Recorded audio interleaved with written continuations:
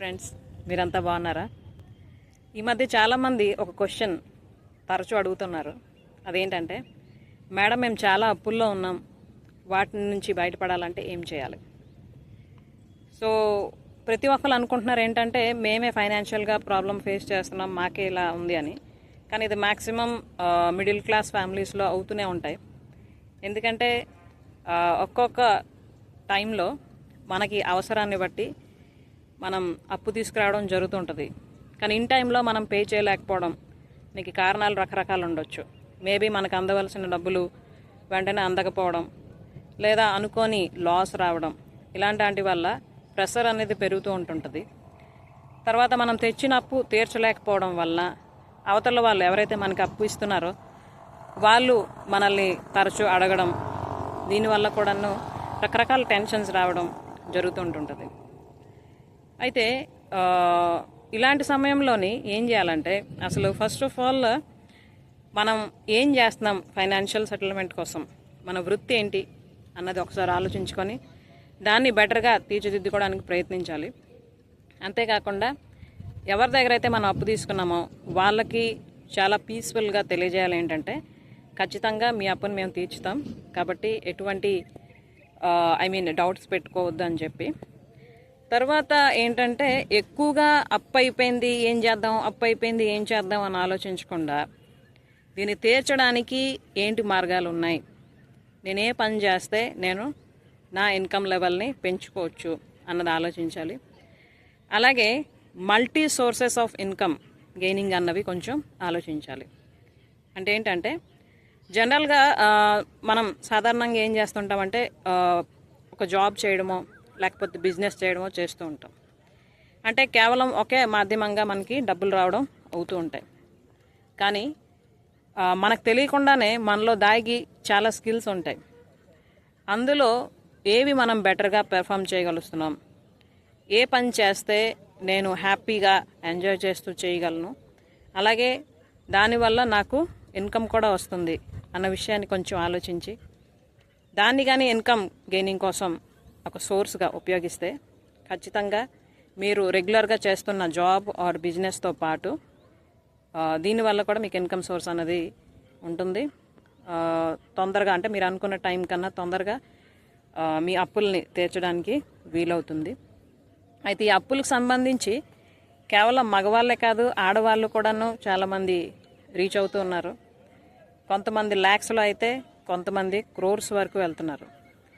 అయితే అందరికీ ఇక్కడ ఒక విషయం నేను తెలియజేయాలనుకుంటున్నాను ఏంటంటే, సాధారణంగా ఆర్థిక పరిస్థితి మనం ఏ లెవెల్లో అయితే ఉంటున్నామో దాని నుంచి డెవలప్ అవ్వాలి అని ప్రతి ఒక్కరం కూడా ప్రయత్నించాలి. అయితే ఒకేసారి ఎంతో ఎత్తుకి ఎదిగిపోదాం అన్న ఆశ, అంటే మన క్యాపబిలిటీ కన్నా ఎక్కువగా పెట్టుకొని ఒకేసారి మనం డెవలప్ అవ్వాలని ప్రయత్నించేటప్పుడు ఇలాంటి ప్రాబ్లమ్స్ వస్తూ ఉంటుంటాయి.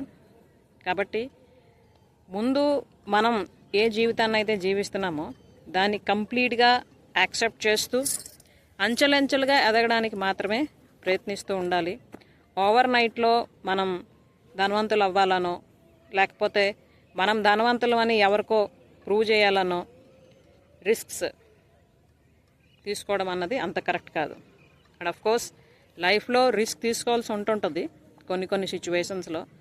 అయితే అవేంటంటే మన ఎబిలిటీకి సిమిలర్గా ఉండేటట్టు, సూటబుల్గా ఉండేటట్టు చూసుకోవాలి.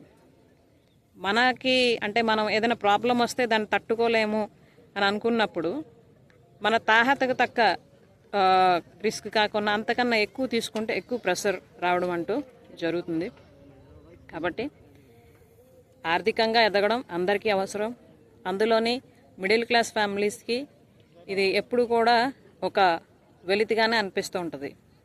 ఎందుకంటే చిన్నప్పటి నుండి మనం పుట్టి పెరిగిన వాతావరణం, తర్వాత మన తల్లిదండ్రుల తాలూకా ఆర్థిక పరిస్థితి వల్ల మనకి చాలా ఎక్స్పీరియన్సెస్ అవుతూ ఉంటాయి. కాబట్టి దీని నుండి బయటపడి బెటర్గా జీవించాలి అన్న క్రమంలో కొన్ని తెలిసి తెలియని డెసిషన్స్, మిస్టేక్స్ కూడా చేయడం జరుగుతూ ఉంటుంది. కాబట్టి ఎక్కడ మిస్టేక్ జరిగింది అన్నది ఒకసారి ఆలోచించుకోవాలి ప్రతి ఒక్కరు కూడాను. మేబీ తెలిసి తెలియని అవగాహన వలన ఈ ప్రాబ్లం ఎదురై ఉండొచ్చు. అయితే అలాగనే కంటిన్యూ కాకుండా ఉండాలి అంటే ఇకనైనా కొంచెం అవేర్నెస్తో ఆలోచిద్దాం, ప్రాక్టికల్గా ఆలోచిద్దాం. అలాగే అవసరమైనప్పుడు మనకి వెల్ విషర్స్గా ఉండేవాళ్ళు పెద్దవాళ్ళ తాలూకా గైడెన్స్ కూడా తీసుకోవడం చాలా అవసరం. ఎందుకంటే మనకి ఎంత తెలిసినా తెలుసుకోవాల్సింది చాలా ఉంటూనే ఉంటుంది కదండి. సో ఎవరైతే ఫైనాన్షియల్గా వెల్ సెటిల్డ్ అవుతూ ఉన్నారో, కష్టపడి పైకి వచ్చి అంచెలంచెలుగా ఎదుగుతున్నారో, అటువంటి వాళ్ళ జీవితాలని మనం ఇన్స్పిరేషన్గా తీసుకోవడం, అవసరమైతే వాళ్ళ గైడెన్స్ తీసుకోవడం చేస్తూ ఉండేటప్పుడు మనం ఇటువంటి ప్రాబ్లమ్స్ నుండి బయటపడడానికి వీలు కుదురుతుంది.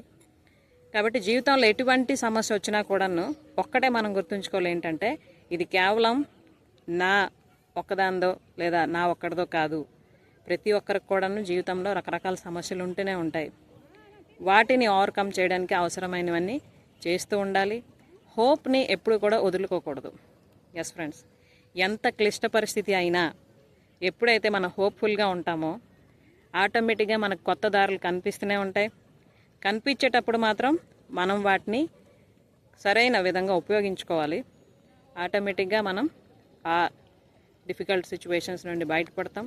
ఖచ్చితంగా ఎంతో ఆనందమైన అద్భుతమైన లైఫ్ మన కోసం వెయిట్ చేస్తూ ఉంటుంది. ఈ ప్రాసెస్లో ఈ స్టేజ్ దాటిన తర్వాత మీ లైఫ్ ఎంతో హ్యాపీగా కలర్ఫుల్గా ఉంటుంది.